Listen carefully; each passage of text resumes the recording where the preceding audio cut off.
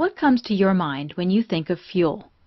You might think of gasoline for your car, or maybe food, which is fuel for your body. Possibly firewood, which may provide heat for your home. The bottom line is that fuel is an absolutely necessary part of everyone's daily life, and deep within our Earth, there are stores of fuel that our world has become totally dependent on. They are called fossil fuels, and in this lesson, we will explore how they came about and how they affect our lives. You have undoubtedly heard of fuels such as coal, oil, and natural gas. These are the three main types of fossil fuels. You rely on fossil fuels every day for such tasks as fueling your car and heating your home. And it's very likely that the electricity in your home comes from a power plant that uses fossil fuels. But did you know that these fuels were once plant and animal life? That's right. Fossil fuels are actually the accumulated remains of living organisms that were buried millions of years ago.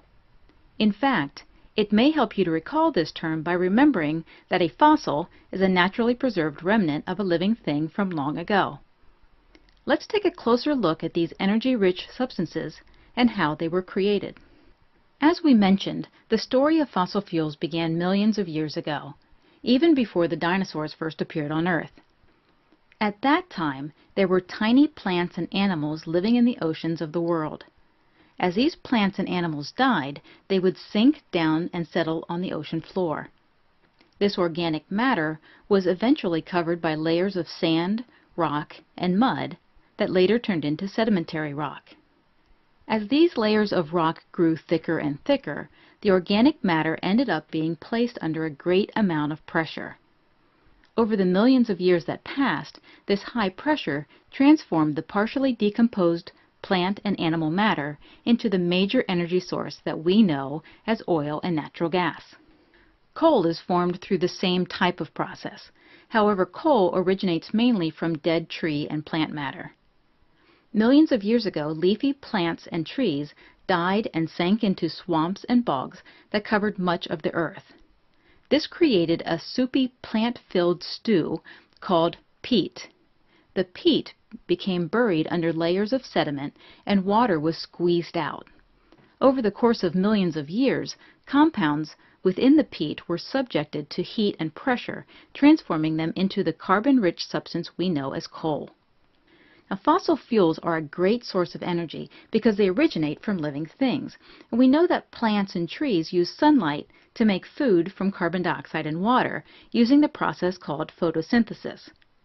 This is an easy term to recall when you remember that the prefix photo is Greek for light and the suffix synthesis means to make. So photosynthesis is using the energy of sunlight to make food. And this energy from the sun gets stored in the plants and transferred to any animal that eats the plants. Now keep in mind the dead plant and animal matter that made up these fossil fuels didn't have much time to decay. They sank into the water and were buried with much of their substance intact. This allowed the energy within them to remain as they were transformed. You can imagine how concentrated the energy is within fossil fuels. The plant and animal matter has sunk into the water and has been greatly compressed. To try and visualize this, picture a bag of raw spinach. It takes up quite a bit of space, just like a plant would. Now put the spinach into a pot with a little bit of water and cook it up. Suddenly, your pan only has a couple of inches of spinach at the bottom, all compressed into a dense layer of mush. All of the nutrients in the spinach leaves are now concentrated, just like the energy in fossil fuels. Now, there are many advantages of fossil fuels. Even though they are consumed in mass amounts, they are still abundant and accessible. Fossil fuels provide a large amount of concentrated energy for a relatively low cost. Their abundance allows power plants to be fueled by them, creating a great deal of electricity for the world. Additionally, oil can be transported through the use of pipes, allowing it to be transported relatively easily. Natural gas is a clean fuel and is highly efficient. It is widely used by businesses and residential homes for heating, cooking, making hot water, and drying clothes. Additionally, 99% of the natural gas we use comes from North America, helping America be more self-sufficient. As helpful and valuable as fossil fuels are, they are not without flaws. One of the main disadvantages of fossil fuels is the fact that when they are burned, they produce carbon dioxide. The high levels of carbon dioxide in our atmosphere are one of the factors leading to global climate change, which is defined as a long-term change in the Earth's climate. Coal is an especially problematic fuel when it comes to pollution. The burning of coal causes the release of pollutants into the atmosphere that fall back to Earth as precipitation, which is a phenomenon called acid rain. Additionally, the general extraction and transporting of fossil fuels can be harmful. For example, coal mining is very dangerous. Oil must be transported once obtained, and this is often done by ships. If a problem occurs during transport, oil spills can damage fragile marine environments and pollute the ocean.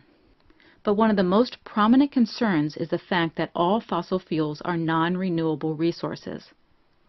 Being a non-renewable resource means that once the fuel is burned for energy, it cannot be replaced during our lifetime, due to the fact that they take millions of years to form. For this reason, renewable alternative energy resources are becoming more common, such as solar and wind power. Let's review.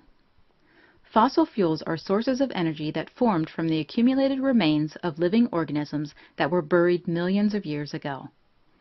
Pressure, heat, and time allow the organic matter to transform into one of the three major types of fossil fuels, which are coal, oil, and natural gas. The advantages of fossil fuels are that they are abundant and accessible.